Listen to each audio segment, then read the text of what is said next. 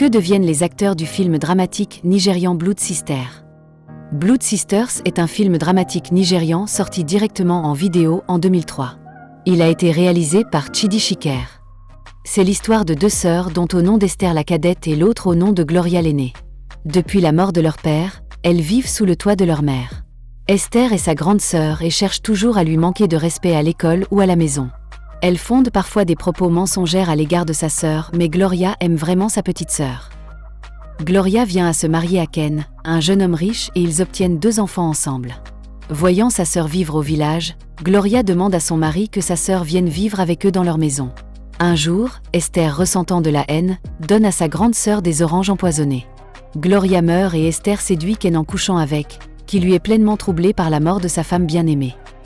Elle maltraite les enfants de sa sœur en les faisant faire des travaux forcés et en les privant de nourriture. Cependant, l'âme de Gloria ne repose pas en paix et elle cherche à venger mystérieusement sa petite sœur. Esther tombe enceinte mais perd le bébé en accouchant, qui par la suite devient aveugle. Elle est persécutée par l'esprit de sa sœur qui ne cesse de lui apparaître. De cela, Esther, reconnaissant ses erreurs, se suicide et Ken continue sa vie avec l'enseignante de ses enfants. Dans cette nouvelle vidéo, nous allons vous présenter ce que deviennent les acteurs du film nigérian Blood Sisters 21 ans après sa sortie en 2003.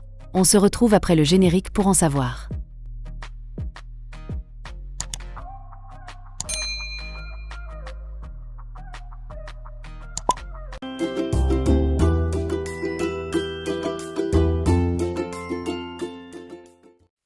Omotala Jaladekinde.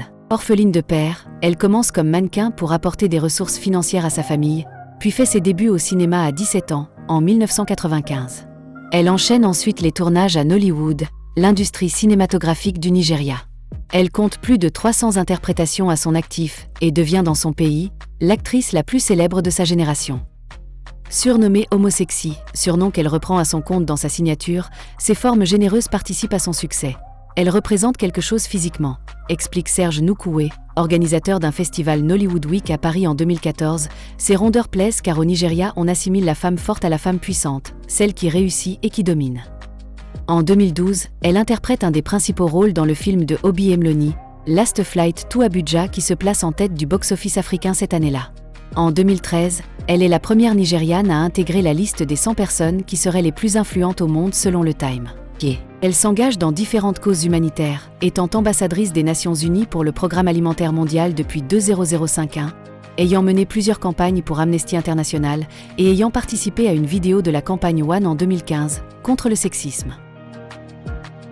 2. Geneviève Nagy. Nagy commença sa carrière dans le soap opéra Ripple à l'âge de 8 ans, et tournant dans des publicités pour Pronto, une marque de boissons, et la lessive OMO.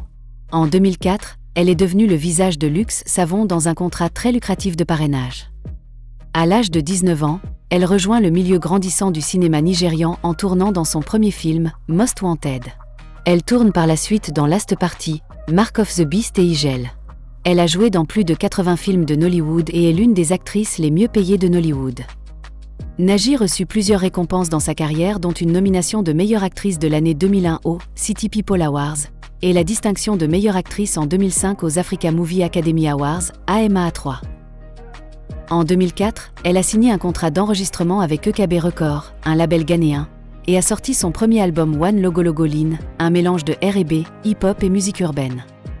En 2008, Nagy lance sa marque de haute couture, Saint-Geneviève, tout en annonçant reverser une partie des bénéfices à des œuvres de charité. En 2010, elle tourne dans Mirror Boy de Obi Emloni aux côtés de Fatima Jab et Bella Gassama. Leur interprétation est acclamée par la critique. Numéro 5. Patience Ozokwor, qui joue le rôle de Njidka, la mère de Victoria. Elle était présentatrice à Radio Nigeria avant de devenir actrice. Elle est devenue célèbre grâce à son rôle dans le film Authority de 1999 et son premier feuilleton télévisé a remporté un feuilleton intitulé Someone, car sur la Nigerian Television Authority, NTA. Depuis son ascension vers la célébrité, elle a continué à jouer dans plus de 100 films. Elle a récemment joué dans le film Netflix de Mo Abudu, Chief Daddy, 2018, et Chief Daddy 2, Going for Broke, 2022, dans le rôle de Madame Pat. Numéro 4. Tony Humé. Il a commencé à jouer la comédie dès ses études secondaires, où il s'est produit sur scène et dans des pièces de théâtre. En 1993, l'acteur rejoint Nollywood. Ces 2 films ne lui rapportent pas un centime, ce qui le pousse à quitter l'industrie pendant quelques années. Il revient dans l'industrie en 1997 et joue dans le film The Princess, mais c'est le film Dietrich, sorti en 1998, qui le fait connaître. Oj Okwa qui joue le rôle de Obi. Okwa a rejoint l'industrie cinématographique nigériane connue sous le nom de Nollywood en 2001. Elle est devenue célèbre en 2002 après avoir joué dans le film Spané, où elle a joué avec Chindu Ikediez, plus connu sous le nom de Aki, dans l'industrie cinématographique nigériane. Elle a épousé son petit ami de longue date Stanley Duru en 2005 et a eu 2 enfants. Elle s'est séparée de son mari en 2012. En 2006, elle a été nominée pour l'African Movie Academy Award pour la meilleure actrice dans un second rôle, pour sa performance dans le film Eagles Bride.